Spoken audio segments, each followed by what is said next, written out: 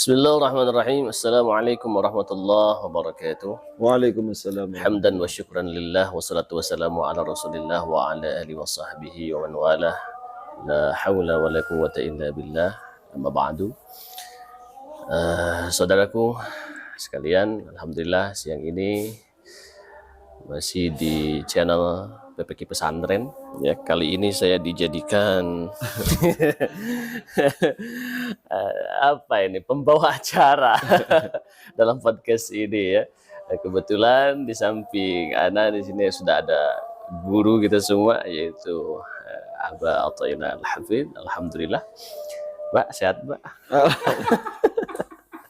Masya Allah. Ini Mbak, jadi melihat apa ya, daripada postingan kita baik itu di YouTube atau di TikTok gitu Pak. Jadi ada beberapa pertanyaan daripada mungkin viewer ya terkait ada satu postingan yaitu tentang santri itu. Kalau nggak salah di situ ada video Kang Mansur itu ya. Kang Mansur itu lagi di video ditanya, katanya beliau kan sudah 18 juznya anak itu. Sementara ada yang bertanya itu gimana caranya supaya si anak ini, itu pertanyaan yang pertama, supaya betah di pesantren katanya gitu. Kadang-kadang kan anaknya ya sebulan, 2 bulan gitu kan sudah mau pulang lagi ke rumah atau mungkin nangis-nangis berdarah gitu di pesantren. Karena mungkin sulitnya begitu sukar untuk hafal Quran itu tidak mudah. Saya rasa begitu. Mungkin bisa dijawab apa gimana itu solusinya. Mulai. Enggak, silakan. Bismillahirrahmanirrahim. Ini kalau teman-teman mendengar lantunan suara adzan gitu, ini adzan di teritorial di daerah kita yang paling terakhir, karena di yang lain sudah adzan semuanya. Di pesantren juga sudah adzan. Kita sambil menunggu pelaksanaan sholat jamaah zuhur ini. Oke, nah ini kita ngobrol soal kepesantrenan dan santri gitu ya. Iya, Pak. Jadi ada pertanyaan yang mendasar yang ditanyakan oleh setiap wali santri, katakanlah treatment anak yang dititipkan ke pesantren supaya betah. Nah ini pastinya butuh proses, itu yang perlu disadari dari awal. Iya. Satu, butuh proses. Nah kemudian jawaban yang paling mendasar yang pertama adalah yang ini pola diterapkan di setiap pesantren salaf. Wallahu alam kalau di pesantren al-asriyah atau modern ini diterapkan atau tidak, yaitu di pesantren salaf itu satu, di dalam rangka tujuannya ke sana biar anak itu fokus. Jadi betah dan tidaknya itu kan karena fokus kan. Kalau fokusnya bercabang itu nggak mungkin betah. Makanya diarahkan untuk fokus. Nah, untuk mengarahkan fokus itu yang pertama yaitu selama kurun 40 hari. Nah, ini tidak diberikan izin pulang atau dikunjungi bahkan. Itu mutlak, itu wajib. Di pesantren manapun selama santri belum masuk dalam fase 40 hari, tidak boleh pulang, itu sudah harga mati. Apapun yang terjadi di rumah. Dan bahkan tidak boleh dikunjungi. Kalau di PPK ini masih boleh dikunjungi. Tapi kalau pulang sama sekali nggak boleh. Nah, itu yang pertama. Yang kedua, juga saya menganjurkan kepada setiap wali santri semuanya yang mesantrenkan anaknya ke pesantren manapun, satu, jangan lupa yaitu kasih hadiah setiap ba'da sholat anak itu Fatihah. Kita khususkan anak kita nama Anu Al-Fatihah. Itu yang kedua ya. Jadi biar ada sentuhan jiwa gitu. Biar ada koneksi secara batiniah itu. Nah, itu yang kedua. Yang ketiga, ya memang berusahalah orang tua itu tidak mengkaitkan kembali anak itu dengan rumah. Ya, tidak mengaitkan anak lagi dengan rumah. Ya, kalau bahasa ekstrimnya bikin lupa rumah gitu. Kalau dia lupa jalan rumah itu bagus. Bagus ya. Bagus. Kalau santri kok lupa jalan pesantren, lah ini santri payah. Musibah itu. Musibah. Ya, tanamkan supaya istilahnya betah di pesantren, dah seperti itu. Nah sehingga di PPK terutama itu HP kita harga mati. Nggak boleh. Nggak boleh harga mati. Dan juga orang tua jangan kasih iming-iming prestasi anak kalau nanti hafal 1 juz, kalau di pesantren tahfidz ya. Nanti dikasih hadiah HP. Nah ini jangan gitu. Nanti, nah ini yang bikin anak itu fantasinya bermacam-macam karena seperti itu. Nah terakhir, ini kita butuh sinergi antara pihak kepesantrenan dengan orang tua. Itu ya. Artinya kalau abah itu sudah kebal, sudah faham betul, santri 1 hari 2 hari sampai sepekan pasti di ujung kamar itu berurai air mata gitu. Berdarah-darah nggak? Kalau abah mah nggak hafal kayak gitu, antepkan gitu, biarin aja gitu. Artinya dibiarin gitu. Secara gestur kita biarkan, tapi kita juga kirim tim ya kalau santriat ke tim daripada asatidzah, ustadzah gitu ya. Kalau santri ini ya ke tim ustadz itu untuk melipur lara. Gitu. Jadi pasti gitu, Pak ya. Lah gitu. Nah ini nanti kalau sudah melewati fase itu ya insya Allah gitu. Fase 7 hari, fase 1 bulan dan fase 40 hari bisa dilewati insya Allah. Tapi kalau fase ini banyak diganggu gugat, terutama nggak ada sinergi dengan wali santri, wali santrinya itu motivasinya nggak full, sehingga yang cengeng itu tidak cuma anaknya, juga orang tuanya cengeng. Nah ini yang bikin kacau. Begitu. Baik. Itu saja, Pak ya. Berapa tadi? Jadi disimpulkan agak susah juga. Dilihat aja video dari awal itu ya. Jadi supaya santri misalkan merasa betah di pesantren, ya seperti yang tadi Abah sebutkan, tipsnya seperti itu ya. Mungkin diantaranya harus ada sinergi antara pihak kepesantrenan dengan orang tua. Jadi ulah ogohan gitu ya, orang tuanya gitu. Anaknya merasa tidak betah, jangan langsung diambil lah. Antup biarin saja gitu kan, sampai betul-betul ada saatnya anak itu betah di pesantren, dan kita pun harus sama-sama kuat karena tujuan kita insya Allah. Mungkin niat juga sangat modal utama itu, Pak. Itu paling asasi niat. Paling asasi niat. Niatnya lillahi ta'ala, orang tuanya berkorban untuk apa? Mengorbankan anaknya untuk agama gitu kan, istilahnya untuk Quran. Tapi kan nanti hasilnya juga kembali kepada orang tuanya itu sendiri ya, insya Allah. Baik, ada pertanyaan berikutnya ya terkait masalah kepesantren juga ya, mungkin tips Mbak ya untuk santri, karena kadang santri itu merasa ya jenuh juga, bosan atau merasa kesusahan untuk menghafal Quran sampai istilahnya ya cita-citanya semuanya kan 30 juz selesai gitu, Pak. Tapi pada perjalanannya kan itu ada yang stres gitu kan, ada yang udah nggak kuat ini gimana gitu kan. Ya istilahnya solusinya seperti apa gitu, Pak, itu supaya santri itu betul-betul goal gitu sampai mencapai 30 itu gitu, Pak. Ya makanya ulama itu sudah mempreventif sangat luar biasa ya. Kemampuan otak itu ada 2 gitu. Otak itu digunakan untuk memaham, lil fahmi. Yang kedua otak digunakan untuk lil hifzi, untuk menghafal. Itu. Kalau untuk fahmi, untuk memaham, itu membawa ritme otak itu dingin, sejuk. Kalau itu, memaham. Tapi untuk menghafal panas ya. Maka ini nggak boleh dikolaborasikan. Itu nggak boleh anak itu, peserta didik itu sambil menghafal harus paham. Lah itu. Nah ini Abah kira jebol itu. Jebol. Makanya di pesantren tahfidz salaf itu, kalau memang ini adalah pilihannya menghafal Quran total, sudah menghafal Quran. Nggak peduli dia paham atau enggak juga ya? Enggak. Yang penting dihafal aja. Hafal saja, sudah. Gitu. Jadi nggak boleh dibarengi dengan ilmu-ilmu yang sifatnya untuk ilmu fahmi. Ya, seperti ilmu kalau di pesantren itu ilmu alat. Ini nggak boleh. Nggak boleh.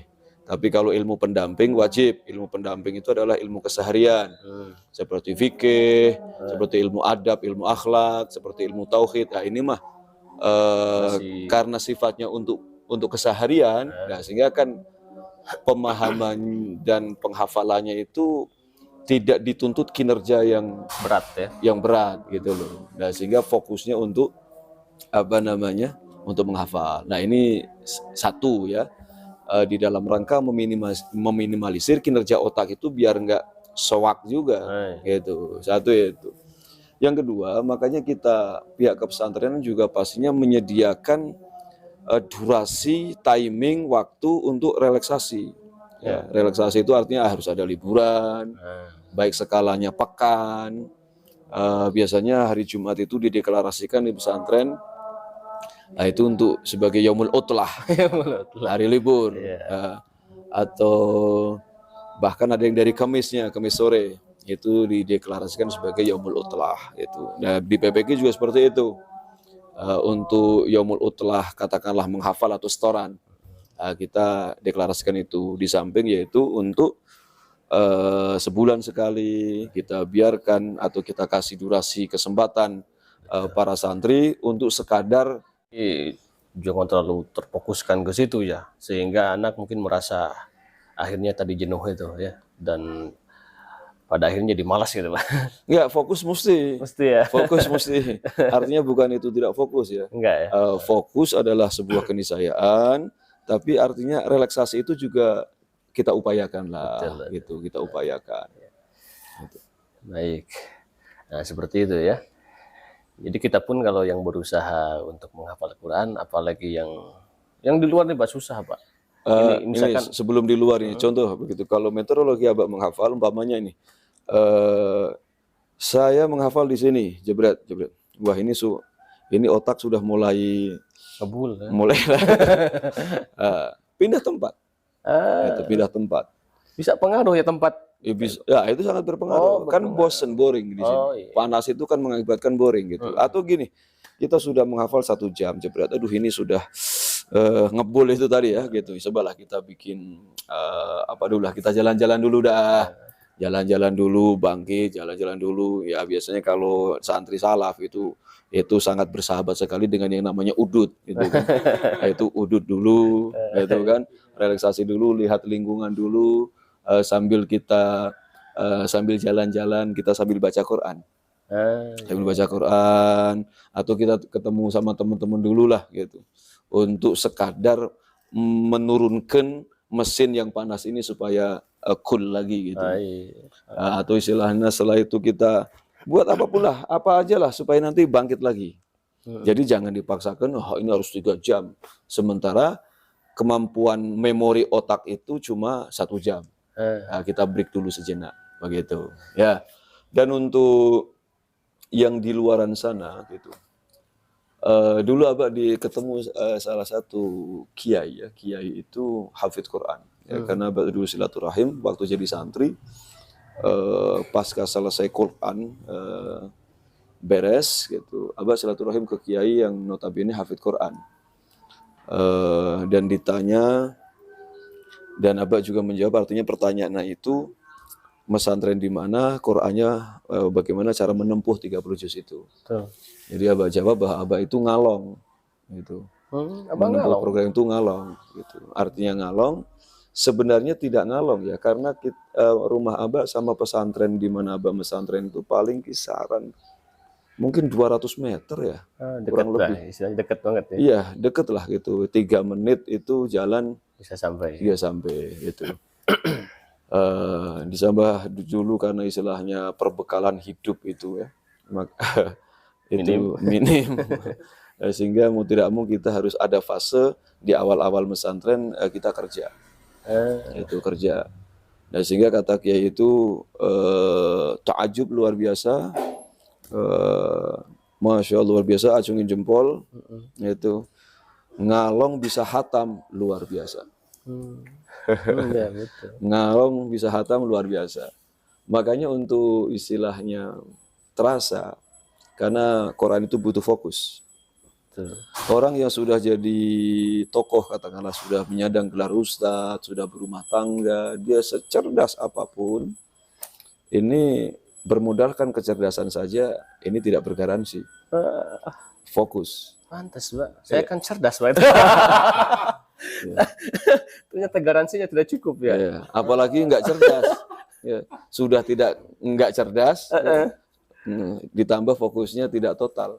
Nah ini kenapa rusak begitu ya? Iya, kenapa orang-orang yang istilahnya sudah dewasa katakanlah, ya, terjun dalam program tahfidz Quran, ini wallahu alam. Artinya dia akan menjadi manusia yang luar biasa kalau memang dia bisa lulus sampai ke arah sana. Itu luar biasa. Karena itu tadi fokus. Betul. Kita sudah rumah tangga ini, apalagi kita yang katakanlah menjadi ustadz katakanlah ya, yang sudah bergerak di masyarakat. Kita ini fokus sudah paburincai gitu ya, sudah berantakan kemana-mana, mikirin masyarakat, mikirin jadwal, mikirin anak, mikirin istri, mikirin soal dapur, mikirin gitu bobok wae gitu keinginan.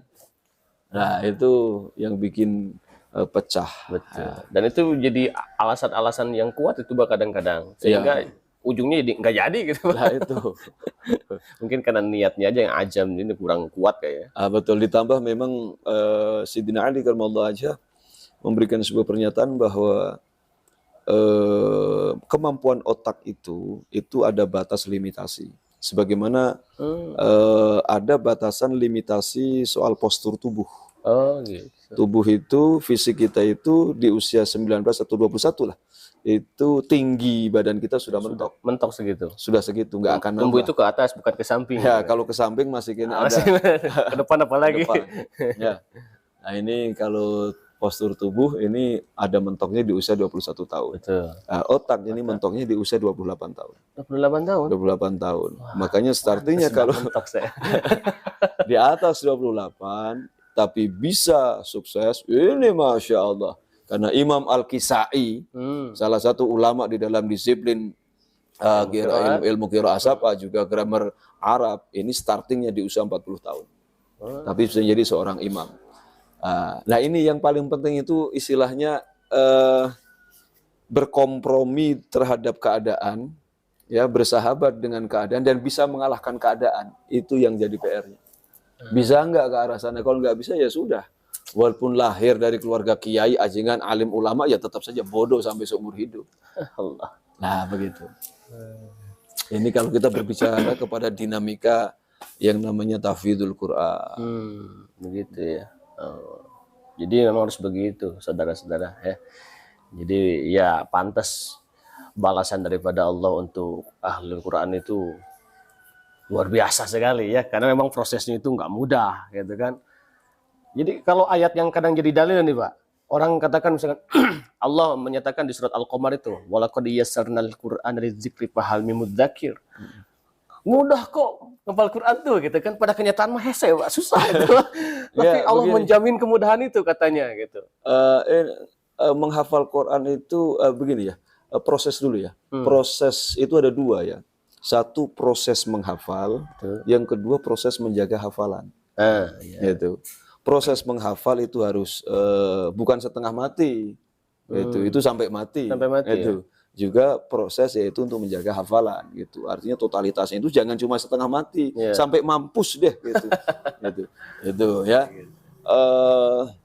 Dua proses itu. Makanya para penghafal Quran atau kalau di bahasa Indonesia disebutnya hafidz ya. Kalau di Hadramaut itu hafal 30 juz itu tidak disebut hafidz, belum. Masih talil Quran gitu. Kalau untuk menjadi hafidz nanti harus Sahih Bukhari, Sahih Muslim plus Sahih Bukhari plus Sahih Muslim hafal baru disebut hafidul Quran. Jadi standarisasinya beda. Nah, di Indonesia dengan di Hadramaut gitu. Jadi dua proses. Makanya para penghafal Quran nggak ada istirahatnya. Itu nggak ada istirahatnya. Itu saya adalah penghafal Quran, saya sudah 30 juz, mau istirahat dulu 3 bulan. Wah, itu harus diburu-buru dibawa ke balai pengobatan. Itu harus merudul di situ Pak ya. Ya karena nggak bisa. Lah, kemudian Al-Quran itu atau dua proses itu mudah. Itu mudah betul itu. Allah tidak akan salah, gitu loh. Allah tidak akan salah. Memang mudah, gitu ya. Mudah. Cuma juga mudah juga lepasnya, gitu loh jadi masalah. Gitu. Jadi asyaddu tafallutan dalam hadis Rasul. Gitu. Quran itu gampang, sangat mudah karena itu kalamullah. Ini bentuk daripada apa ya? Kalau dikaitkan dengan Rasulullah bentuk mukjizat ini. Ya. Satu kalam tapi gampang dihafal. Padahal itu rumit Quran itu. Afala ta'qilun, afala ta'lamun, afala tubsirun. Ini afala yang mana ini? Tapi kok unik. Kita asyik, enak, tidak bosan, dan istilahnya kita bisa itu. Ini afala tubsirun, ini afala ta'qilun, ini afala ta'lamun. Ini kalau bukan kalamullah nggak akan bisa. Gitu. Jadi mudah, ya. Mudah gitu. Tapi juga yang jadi masalah adalah juga mudah juga itu lepasnya. Kita duduk di sini hafal dalam proses itu tadi ya, proses menghafal. Hafal satu kaca, satu halaman atau dua halaman. Kita ke air ya, Duduk lagi sudah. Duduk lagi kadang sudah lenyap. Betul, Pak, betul. Nah, kadang sudah lenyap. Ya. Makanya yang kesannya jadi sulit itu fahal memudakir. Itu. Poinnya di situ ya. Poinnya di Stressingnya sana. Nah, ini Quran ini jadi zikir atau tidak? Kalau Quran tidak jadi zikir, maka kecerdasan itu mubadzir. Maka istilahnya proses itu semuanya menjadi mubadzir, tidak akan sampai terentaskan. Kalau tidak jadi mudakir. Gitu. Oke ya. Baik. Baik, mungkin untuk sekarang beberapa pertanyaan yang tadi sudah disampaikan juga mudah-mudahan lah terjawab semuanya oleh Abah ya. Mungkin kita akan bertanya kembali kepada di kesempatan yang lain, insya Allah ya. Insya Allah, Mbak ya. Siap, insya Allah. Bersedia. Saya jadi pembawa. Baik, mungkin itu saja untuk perjumpaan kita kali ini. Semoga bermanfaat untuk kita semuanya. Amin. Ya. Wallahul muwaffiq ila aqwamit thoriq. Wassalamualaikum warahmatullahi wabarakatuh. Waalaikumsalam.